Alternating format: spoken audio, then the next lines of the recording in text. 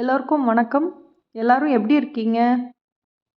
இந்த வீடியோவை ஸ்பான்சர் பண்ணுறவங்க பைமோட்டுங்கிற ஆப்பு. இந்த ஆப் ஒரு ஆன்லைன் ஷாப்பிங் ஆப்பு. இது வந்து ப்ளே ஸ்டோர்லேயும் ஆப் ஸ்டோர்லேயும் அவைலபிளாக இருக்குது. அதே போல் இதோட ஆப்போட லிங்க் வந்து டிஸ்கிரிப்ஷன்லேயும் கொடுத்துருக்கேன். வேணுங்கிறவங்க டவுன்லோட் பண்ணி யூஸ் பண்ணிக்கலாம். இந்த ஆப்பில் நமக்கு தேவையான நம்ம எல்லோரும் யூஸ் பண்ணுற மாதிரி பொருள் தான் இருக்குது. ஸோ நீங்களும் யூஸ் பண்ணி பாருங்கள். உங்கள் ஃப்ரெண்ட்ஸுங்களுக்கும் இந்த ஆப்பை ரெஃபர் பண்ணுங்கள். வாங்க இன்றைக்கான வீடியோக்குள்ளே போகலாம். இந்த வீடியோவில் தொலையுணர்வுங்கிற புக்கில் இருந்து தான் நான் கதையை போட போகிறேன். ஆல்ரெடி போட்டுட்டு இருந்த கதை தான், அதோட தொடர்ச்சியாக தான் இனிமேல் வந்து தொலையுணர்வுங்கிற புக்கில் இருந்து நான் கதையை எடுத்து நான் போடுறேன். நான் இந்த புக்கை ஏன் சூஸ் பண்ணேன்னா, இது ஒரு நேர்மறையான கதைகளாக இருக்கும்.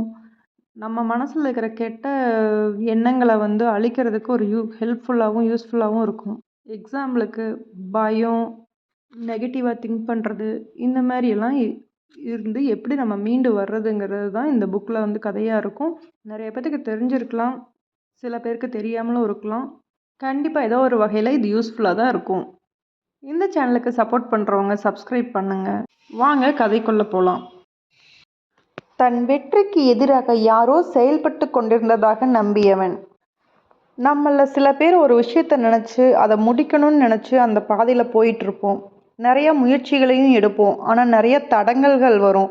ஆனால் சில பேர் வந்து அதை பாசிட்டிவாக எடுத்துப்பாங்க, சில பேர் வந்து நெகட்டிவாக எடுத்துப்பாங்க. அந்த நெகட்டிவாக எடுத்துக்கிற பர்சன் என்ன நினைக்கிறாங்க அப்படின்னா, இது யாரோ நமக்கு கொடுத்த சாபம், ஏதோ ஒன்று என்னை செய்ய விடாமல் தடுக்குது, இந்த மாதிரியெல்லாம் தப்பாக நினச்சிக்கிறாங்க.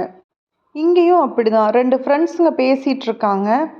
அதில் ஒருத்தர் சொல்கிறாரு, எனக்கு நான் செய்கிற வேலைக்கு வந்து இடையூறாக ஏதோ சாபம் ஒன்று இருக்குது போல், அதனால தான் என்னால் இந்த வேலையை முடிக்கவே முடியலை அப்படின்னு சொல்லி பேசிகிட்ருக்காங்க. ஏதோ ஒரு தீய சக்தி என்னை ஆட்டி படைக்குது, என்னால் வெற்றி பெறவே முடியலை அப்படின்னு பேசிகிட்ருக்காரு. அடுத்த நாள் ஒரு ஜோசியரை போய் பார்க்குறாரு. அந்த ஜோசியரும், ஆமாம் உங்களுக்கு ஒரு தீய சக்தி வந்து செயல்பட்டுருக்கு உங்ககிட்ட, ஸோ அந்த ஜாதகத்தில் ஒரு குறை இருக்குது, அந்த மாதிரிலாம் சொல்லிடுறாரு. உடனே இவரும் பயந்து போயிட்டு வந்து ஃப்ரெண்டுக்கிட்ட சொல்கிறாரு, ஜோசியரும் இதே மாதிரி சொல்லிட்டாங்க, இப்போ நான் என்ன பண்ணுறதுன்னு எனக்கு தெரியலை அப்படின்ட்டு புலம்பிகிட்டே இருக்காரு. இத்தனைக்கும் இவர் நல்லா படித்தவர் தான். அந்த நபரோட ஃப்ரெண்டு வந்து ஜோசப் மார்பியை சந்திக்கிறாரு. அவர்கிட்ட இந்த விஷயத்தையெல்லாம் சொல்கிறாரு. அப்போ சொல்கிறாரு, நானும் காலேஜ் வரைக்கும் போய் படிச்சிருக்கேன், காலேஜில் எமர்சனோட எழுத்து படைப்புகளையெல்லாம் படிச்சிருக்கேன். ஆனால் தளபதியை பெற்ற அவருடைய வரலாறை வந்து நான் படித்ததே கிடையாது. தன்னோட தளபதிக்கும் நான் நினைக்கிற சிந்தனைக்கும் எந்த தொடர்பும் இல்லைன்னு மனுஷன் நினைக்கிறான். ஆனால் இந்த ரெண்டுக்குமே ஒரு மறைவான தொடர்பு இருக்குது. நடக்க வேண்டிய விஷயங்கள் எல்லாமே வந்து நம்ம ஆள் மனசில் உள்ளே இருக்கும். நம்ம எதை பற்றி பிரார்த்தனை செய்கிறோமோ அதுதான் நமக்கு கொடுக்கப்படுது. எமர்சனோட வரையறை வந்து ரொம்ப உண்மையானதுன்னு ஜோசப் மார்பி அவங்க ஃப்ரெண்டுக்கு விளக்கி சொல்கிறாரு. என்ன சொல்கிறாருன்னா, உங்கள் ஃப்ரெண்டோட வளர்ப்பும் அவங்க வளரும்போது அவங்க பேரண்ட்ஸ் சொல்லித்தர விஷயங்களும், இந்த சமய நம்பிக்கைகளும், அவருடைய எண்ணங்களும், நெகட்டிவிட்டியும், தாழ்வு மனப்பான்மை, அவரோட வாழ்க்கையில் ஏற்படுற எல்லா சூழ்நிலைகளும், அனுபவங்களும், நிகழ்வுகளையும் தான் தீர்மானிக்குது என்பது உண்மை. இந்த நிகழ்ச்சியை வந்து வேறு மாதிரி சொல்லணும் அப்படின்னா, இந்த சூழ்நிலைகளும் அனுபவங்களும் நிகழ்வுகளுக்குமான காரணம் அவருடைய சிந்தனையில் இருந்ததை தவிர வேறு எங்கிருந்தும் அவருக்கு இது நடக்கலை.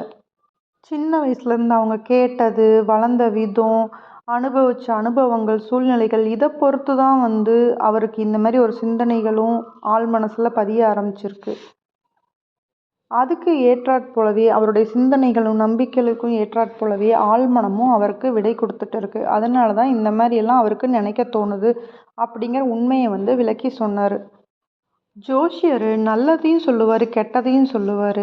ஆனால் அந்த கெட்டதை வந்து நம்ம அதிகமாக நம்ம நினச்ச சிந்தனையில் நினச்ச ஆழ் மனசில் ஏற்றுக்கும் போது கண்டிப்பாக அது வந்து ஏதாவது ஒரு சின்ன சோதனையை கூட கொடுக்கலாம். ஆனால் அதை கண்டுக்காமல் விட்டுட்டோம் அப்படின்னா அது நமக்கு அந்தளவுக்கு பாதிக்காது. இது எல்லாமே வந்து அந்த ஃப்ரெண்டு வந்து அவரோட ஃப்ரெண்டுக்கு சொல்கிறாரு. இந்த மாதிரியெல்லாம் இருந்து பழகு, நேர்மறை சிந்தனையாக இருந்து பழகு, உன்னோட பயமெல்லாம் போயிடும் அப்படிங்கிறதையெல்லாம் சொல்லி புரிய வைக்கிறாரு. ஒரு நாள் ஃபுல்லாக நம்ம எதையாவது பற்றி தப்பாக யோசிச்சுக்கிட்டே இருந்தோம் அப்படின்னா அது கண்டிப்பாக நடக்குங்கிறது ஒரு இயற்கை விதி தான். அந்த ஃப்ரெண்டும் வந்து அவர் சொன்னதையெல்லாம் ஏற்றுக்கிட்டாரு. ஏன்னா நான் வந்து நல்ல பாசிட்டிவ் பர்சனாக வரணும், நான் நல்ல மனசு ஆழ்மன சக்தியை இயக்கி நல்ல ஒரு பர்சனாக வரணுங்கிறத வந்து அவர் நினச்சிக்கிட்டாரு. அந்த ஜோசியக்காரருக்கு நம்ம வாழ்க்கையை கட்டுப்படுத்தக்கூடிய சக்தி இல்லை அப்படிங்கிறத அவர் புரிஞ்சுக்கிட்டாரு. அவங்க என்ன சொன்னாலும் நம்ம சிந்தனையை வந்து பாசிட்டிவாகவே மாற்றுவோங்கிறத புரிஞ்சுக்கிட்டு ஆன்மீக சிந்தனையிலும் உண்மைகளையும் தெரிஞ்சுக்கிட்டாரு. உண்மையில் அனைத்து ஏமாற்றங்களும் பின்னடைவுகளும் இவர் தனக்குத்தானே உருவாக்கி கொண்டது தான். அவர் தன்னோட மனப்போக்கை மாற்றிக்கிட்டாரு. அவங்க தினமும் காலையிலையும் நைட்டும் பிரார்த்தனை செஞ்சாங்க.